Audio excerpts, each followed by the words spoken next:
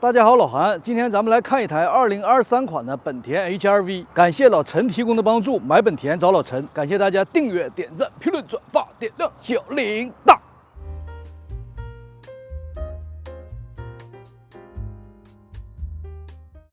那全新的2023款的 HR-V 啊，现在已经陆续开始到店了哈。那如果从美版的算，这代产品呢，它是第2代产品。那如果从 HR-V 的大家谱来算的话，现款产品应该属于第3款产品哈。HR-V 呢，在美国市场的定位于次紧凑级 SUV， 本田呢也是比较早的就在美国的这个市场布局的品牌，产品销量呢，在这个细分市场里面常年也是在前3甲的位置哈。那第2代产品呢，源自于本田全球小车平台，这代车型呢，在外形尺寸上比上一代长了 9.4 寸，宽了 2.6 寸，高了 0.2 寸，轴距呢也长了 1.7 寸。那在外形尺寸上，这代产品是全面的超过了上一代的产品。同时，在全球各个市场投放的 HR-V 产品当中，美版产品的外形尺寸是最大的。新款产品的前悬采用的麦弗逊结构的设计，后悬不论是前驱和四驱，全部都是多连杆结构，这个跟上一代产品是有些区别的，有些改进的。目前美国在售的车型一共有3款基础配置，均有前驱和四驱车型可以选择。现款车型只有一套动力系统全系只有一套动力系统，就是 2.0 升4缸自吸加 CVT 变速箱，6500转的时候释放最大马力158匹，最大扭矩138磅费出现在了4200转。在这3种基础配置当中，只有中配 Sport 级别配的是18寸车轮哈，你像低配和高配都是17寸的车轮。EPA 公布23款 HR-V 在综合工况下，前驱的油耗是28 mpg， 四驱是27 mpg。HR-V 的油箱容积是14加仑。本田为在美国销售的新车提供了3年或36000英里的整车质保，5年或6万英里的动力总成质保。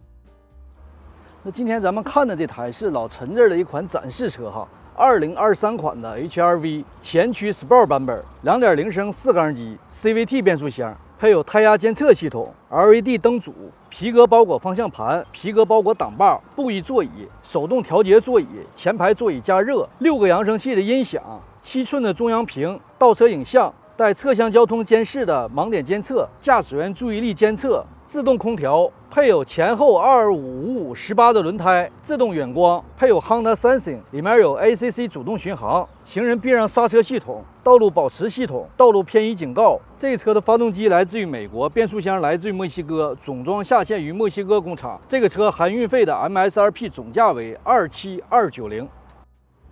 那这个车呀，拿到之后，外观上有3个印象给我是比较深的。首先感觉它比较大，虽然刚才我们已经打了预防针了哈，在账面上啊，在数字上啊，我们都知道它比上一代车型有个不小的增大增肥的效果。但当我们站到实车旁边的时候，就会直观的感觉到它比上一代车型是要大很多的哈。第二个呢，就是它的设计完全秉承了现如今本田家族最新的设计风格哈。那第3点给我的感觉呢，就是它比上一代的设计更简洁一些，更大气一些，整体设计的范儿上比上一代感觉更洋气一些哈。那这个前脸呢，我们在之前释放出来的很多的图片呢、视频上都已经看过了哈，跟全新思域的设计感觉是一致的哈。前面有个突出额头的感觉，下面是黑色的中网，2条大灯呢，采用的也是比较窄的一个形状，并没有太复杂的造型。下面呢配有大面积的黑色塑料做装饰，然后呢这块有个导风口哈。那最新本田家族的设计风格呢，是从这代思域开始的。从这代思域上开始呢，就摒弃了过去那种比较复杂的造型，现如今的造型呢，显得相对都比较简洁一些。这台 HR-V 呢，同样也用了简洁的线条。侧面我们看过去以后呢，没有太复杂的装饰，也没有太复杂的勾勒哈。整个造型来讲，应该算得上是中规中矩。比较修长的前机子盖子，加上比较方正的客舱，构成了这车整个侧面线条哈。比较方正的客舱能够极大程度的保证内部空间的使用哈。那为了彰显一定的个性呢，这车在轮拱在下面一圈都配有黑色塑料哈。这车后尾巴的设计呢，首先是极大程度的继承了家族最新设计的风格哈，跟思域的全新思域的后尾部设计风格呢如出一辙哈。同样呢，在一些设计上，一些细小的设计上，也对上一代的 HR-V 有一个传承。你像上面这个，你说的是尾翼也好，说的是羽达也好，两边有一个突出的感觉，这跟上一代呢是保留了一个传承的关系哈。同样，本田也在这个车上跟一些现在新出来这些新世代 SUV 产品使用相同的设计，就是保险杠没有突出保险杠的设计哈，上下一流屏。保险杠下面用了大面积黑色塑料做装饰哈，下面是电镀装饰条，排气管子右边单边单出哈。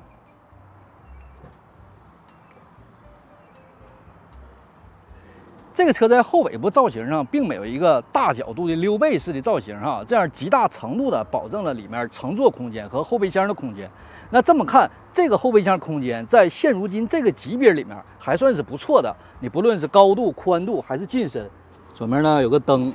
右面有个灯，有个12伏180瓦的电源插口。盖板分2层，第一层呢是千斤顶随车工具漏斗，把泡沫掀开呢，里头是个非全尺寸的备胎。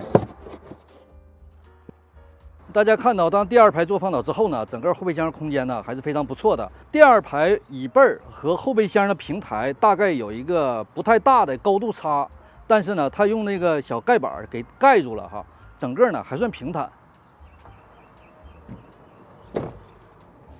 那坐在里面呢，首先映入眼帘的就是跟思域同样的中控台设计哈，左右贯通的空调出风口跟思域是一脉相承的哈。看来这种设计呢，也将在一定时间内成为了本田主要的设计风格。区别呢，它是将思域的那种比较可爱的，像小时候游戏机那种空调白杆变成了这种扁平式的。当然，即便换成这样呢，感觉显得也是比较可爱的哈。仪表盘呢，它用的是本田现在的通用件，整个左面呢是一块液晶屏，右面呢是一个实体的时速表。左面这块液晶屏呢，面积虽然是比较大哈，但是可调的项目并不太多。透过方向盘下面左面这一组左下角这一组键子，这是 Home 键，加上上下波轮，加上往下按时确认进行调节。调节的项目呢，并不算太多吧，显示的呢也不是很复杂。整个仪表盘呢是以黑色为背景色的，白色的字体。看着是比较清晰的，这个在本田的很多车型上都出现过哈，以本田的小型车为主。方向盘呢，这个造型大家就非常熟悉了，感觉跟这个车相配呢，多少方向盘尺寸有点小哈，但这个方向盘手感非常不错的3幅式的造型，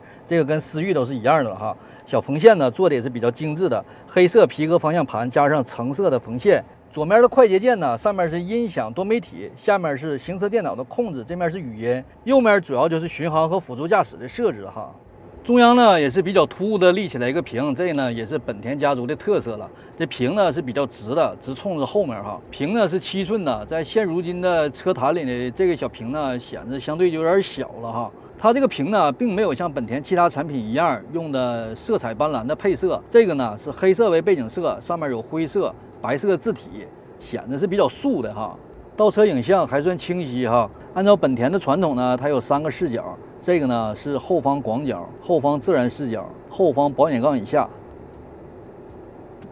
空调呢，同样是自动空调，也有3个钮，上面也有液晶屏，但是这个空调并不分区哈，其实也无所谓，这小车分不分区又能怎么着呢？即便是这个配置，它在车上也配了前排座椅加热哈。下面呢，里面有个 USB 交互口，下面是一个比较大的储物平台，这面有2个水杯架，后面它把变速杆这个平台抬起来了，这样你手就可以很自然的碰到变速杆，这个感觉还是不错的哈，不用刻意的往下够。变速杆的形状呢，也是家族的通用件哈。它在换挡平台的第2层下面这层左右各做了一个 USB 充电口哈。下面这个平台，我想在高配上应该是个无线充电板哈。变速杆下面是驾驶模式的调节，有3个驾驶模式：正常模式、经济模式、雪地模式。再下面是陡坡缓降、电子手刹、brake hold 功能。把外形做工比较精致的中央扶手打开，里面空间呢是比较方正的，也没有充电口在里面。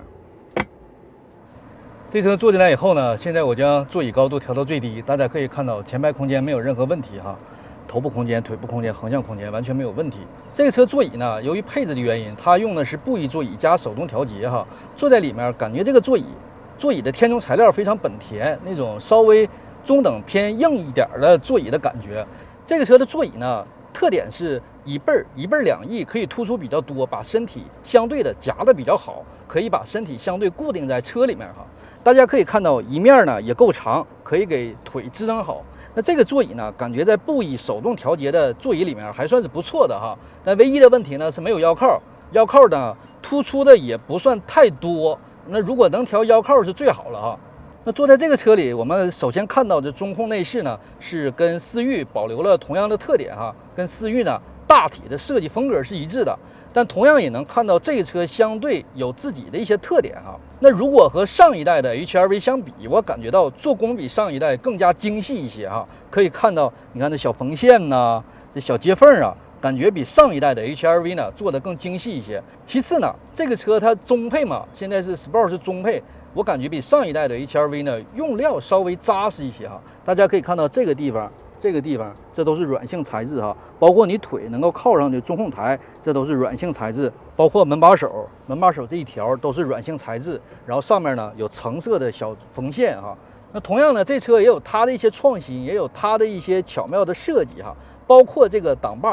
把整个平台呢提的是比较高的，这样当你在挂档的时候，当我把座椅调到最低以后，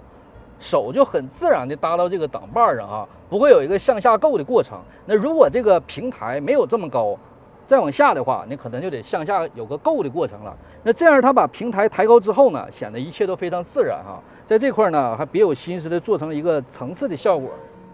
这车第二排我感觉到空间还是让我挺吃惊的哈。这小车第二排能有这种空间，相当不错了。这个座椅呢，大家可以看到是我调的比较靠后的座椅了，椅背已经过了 B 柱了。那个座椅呢，椅背和 B 柱是平行的。那即便是左面这个座椅，腿部空间完全没有问题哈。右部空间呢就更奢侈了。头部空间由于外面没有一个大溜背嘛，所以头部空间没有问题哈，得到了保障。座椅呢，应该说椅背椅面都够长，但是这个椅面呢没抬起来哈，没有一个高度，这样可能把腿还支撑的不太好。腿呢就得比较慵懒的放在上面哈，想竖起来呢是支撑不起来的。后排座椅的软硬程度呢跟前排差不太多哈，也算挺舒服了，没感觉有什么槽点哈。这车后排呢就没什么配置哈，两个阅读灯，两个小灯呢放在了棚顶一边一个，中间呢就是一个储物格了，也没有充电器啊，也没有厨房口啊，也没有中央扶手哈。中间地台呢隆起并不太多哈。那目前在美国呀，这个级别的 SUV 里面，主流的配置就是 2.0 升的4缸机。这个发动机舱呢是又大又宽又高，这 2.0 升机器放在里面呢，发动机是比较小的，显得外面的空隙是很大的。那这样呢，也为这车今后上混动或者上纯电版本预留了很多空间，增加了很多可能性哈。那里面覆盖件的使用呢就很本田了，只有水箱框架上面有塑料件覆盖，那其他地方呢都没有覆盖哈，很轻易的可以看到里面的结构哈。这车的悬架调教哈，总体上还是以舒适为主要基调的。你当过一个平顺的起伏的路面，它会有一种本田小车那种特有的舒适的、谨慎的上下起伏的幅度。在高速奔跑的时候呢，对路上的细小路况，你比如像交通标志啊、路面接缝啊，这些处理的还是比较舒服的，处理的还是比较细致的哈。它会适度的过滤掉一些不必要的感觉。那当你低速压过细小路况的时候呢，反馈给驾驶者的相对还是比较直接一些，那就感觉这个悬架的舒适度哈，比上一代产品是有所提升的。虽然如今的车市啊，整体上这个悬架的调教啊，欧化倾向是比较严重的。那最近我们试这些次紧凑级 SUV 呢，还都保留了一些应有的舒适范儿哈，这点还是挺令人欣慰的。那在动力上呢，现在在这个级别里，主流的配置都是 2.0 升4缸自吸。HR-V 这车呢，也从上一代的 1.8 升晋升到了这一代的 2.0 升，加上这车3197磅的自重，还是那句话啊，咱们在哪个级别，在哪个价位，咱们就聊哪个价位的话，跨级别聊车呢，都是耍流氓哈。那在这个级别的主销车型当中，这车的动力性，我觉得在友商竞品当中哈，应该属于前排就坐的。相比于上一代 1.8 升的产品呢，动力上更是有着一定幅度的进步哈。你这种小车，如果说动力多暴躁，那自然也是想多了，谈不到哈。但平时过日子呢，也是足够用。当你由浅入深、循序渐进的踩油门，车辆呢会平缓的、平顺的起步。那当你静止起步，将发动机转数踩到了4000转左右，车身也会有在这个级别当中相对良好的加速性。这时候你要是辅路进主路或者高速汇入车流什么的，也没有什么压力哈。当然我说的呢，都是我一个人在空车行驶的状态哈。想必如果是满载，再加上行李，动力性呢应该会受到一定程度的影响。但不管怎么聊哈，如果把这个级别的主销车型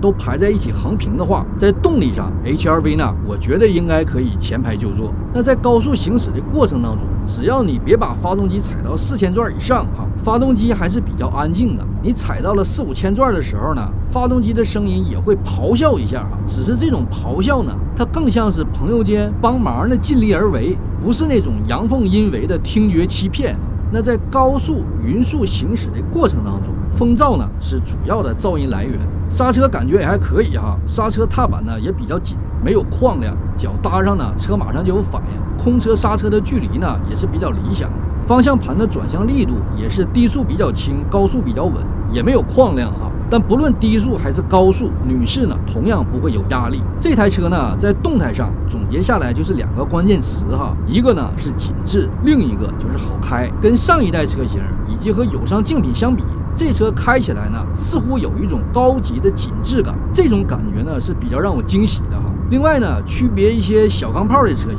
这车呢上手非常容易哈，男女无异，老少咸宜。综上就是今天简单的跟大家看一看这台 HR-V 哈，咱们先尝个鲜儿，等过一段呢有体验车了，咱们再好好唠一唠。那从总体上来讲，全新的 HR-V 呢，在外观内饰的设计上紧跟家族的设计风格，在外形尺寸上、空间上呢进一步加大，内部空间在友商竞品当中哈是有优势的。那在动力上咱也不能强求，但是呢我感觉这个 HR-V 要略好于友商竞品，同时跟上一代产品相比动力进步很大。那我们综合这个车的表现，以及呢在我拍摄的过程当中有好几波客人表示了对这个车的肯定，我们有理由相信哈 HR-V 本来就是这个级别里面的翘楚。那如果价格策略得当，供应充足的话，领先的态势呢仍然会继续哈。那如果有朋友1到2个人代步，还不想买一个轿车，想买一个坐姿稍微高一点的车的话，我觉得可以考虑这个 HR-V 哈。以上视频谢谢大家。